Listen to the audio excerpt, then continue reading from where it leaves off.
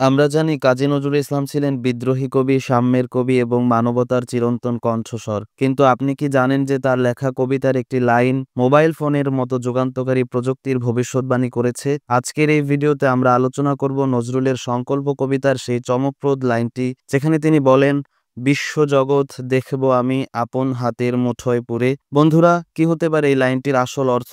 এটা কি শুধুই একটি কবির কল্পনা, নাকি প্রযুক্তির ভবিষ্যৎ এক অজানা ইঙ্গিত? প্রথমে আসি নজরুলের সংকল্প কবিতার প্রেক্ষাপটে।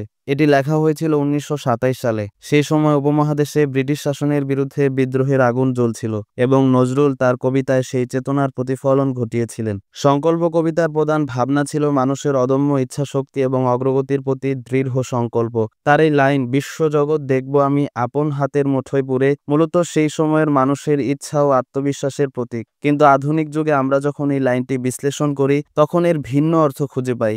এটি যেন আধুনিক প্রযুক্তির, বিশেষ করে মোবাইল ফোনের আগাম পূর্বাভাস দিয়ে গেছে। আজকের দিনে আমরা সবাই জানি, স্মার্টফোন আমাদের হাতের মুঠোয় পুরো বিশ্বকে এনে দিয়েছে। তবে জানেন কি, মোবাইল ফোন প্রযুক্তির যাত্রা শুরু হয়েছিল 1973 সালে, যখন মার্টিন কুপার নামক এক আমেরিকান প্রকৌশলী প্রথম মোবাইল ফোন ব্যবহার করে কল করেছিলেন। কিন্তু কাজী নজরুল ইসলাম তার সংকল্প কবিতাটি রচনা করেছিলেন প্রায় 1927 সালে, যা মোবাইল ফোন আবিষ্কারের সময়ের চেয়েও 46 বছর আগের কথা। তখনও মোবাইল ফোনের কোনো ধারণা বা প্রযুক্তি ছিল না। তাহলে নজরুল যখন বলেন, বিশ্বজগৎ দেখব আমি আপন হাতের মুঠোয় পুরে, তখন কি তিনি এমন একটি ভবিষ্যতের কথা কল্পনা করেছিলেন, যেখানে সত্যি মানুষ তার হাতের মুঠোয় পুরো পৃথিবীকে নিয়ে আসবে? মোবাইল ফোন এবং ইন্টারনেট আমাদের সেই ভবিষ্যৎই এনে দিয়েছে। এটি যেন নজরুলের দৃষ্টিভঙ্গির এক জীবন্ত উদাহরণ। নজরুলের সংকল্প কবিতার লাইনটি যেন আধুনিক প্রযুক্তির এই যাত্রাকে অদ্ভুতভাবে প্রতিফলিত করে। এটি একটি নিখুঁত উদাহরণ যে কবির দৃষ্টিভঙ্গি সময়ের অনেক আগে থেকেও ভবিষ্যতের পথ দেখাতে পারে। তাহলে নজরুল যখন বলেন আপন হাতের মুঠোয় পুরে, তখন কি তিনি আধুনিক প্রযুক্তির এই অবিশ্বাস্য শক্তির কথা ভাবছিলেন? যদিও নজরুল বিজ্ঞানের ছাত্র ছিলেন না, তবুও তার চিন্তাভাবনা মানবজাতির অগ্রগতির প্রতি এতটাই দূরদর্শী ছিল যে এটি ভবিষ্যতের প্রযুক্তি এবং আমাদের হাতে ধরা স্মার্টফোনের প্রতিচ্ছবি হয়ে দাঁড়িয়েছে। নজরুল ছিলেন এমন এক কবি, যিনি কেবল বিদ্রোহ নয়, মানুষকে ভবিষ্যৎ নিয়ে স্বপ্ন দেখাতে অনুপ্রাণিত করতেন। তার লেখায় বিজ্ঞান, মানবতা এবং কল্পনার মিশ্রণ ছিল গভীর। সংকল্প কবিতায় তিনি মানুষের অজেয় মনোবলের কথা বলেছিলেন। তিনি বলেছিলেন, তিনি বদ্ধ ঘরে না থেকে বিশ্বটাকে ঘুরে ঘুরে দেখবেন। তিনি জানতে চেয়েছেন কেমন করে ঘুরছে মানুষ যুগান্তরের ঘূর্ণিপাকে। তবে বিশ্বজগৎ দেখব আমি আপন হাতের মুঠোয় পুরে লাইনটি আধুনিক যুগের প্রযুক্তি সংস্কৃতির সঙ্গে এতটাই মিলে যায় যে আমরা এটিকে কেবল কবির কল্পনা বলেই সীমাবদ্ধ রাখতে পারি না।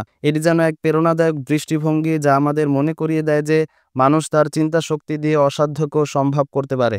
আধুনিক স্মার্টফোন আমাদের জীবনযাত্রাকে পুরোপুরি বদলে দিয়েছে। আমরা এখন হাতে ধরে পুরো পৃথিবীর তথ্য জেনে নিতে পারি। আমরা প্রযুক্তির মাধ্যমে এই যুগান্তকারী পরিবর্তন দেখছি, আর নজরুলের সেই লাইন যেন এই পরিবর্তনের সঙ্গে একাত্ম হয়ে যায়। মোবাইল ফোন শুধু প্রযুক্তি নয়, এটি মানুষের অদম্য সংকল্পের প্রতীক। যেমন নজরুল তার কবিতায় বলেছিলেন, মানুষের স্বপ্ন আর বিশ্বাসের কাছে সব বাধা পরাজিত হবে। কাজী নজরুল ইসলামের সংকল্প কবিতার এই লাইন কি কেবল কবিতার অলংকার, নাকি প্রযুক্তির এক দূরদর্শী পূর্বাভাস? বন্ধুরা, এই প্রশ্নের উত্তর পুরোপুরি হয়তো কখনোই জানা যাবে না।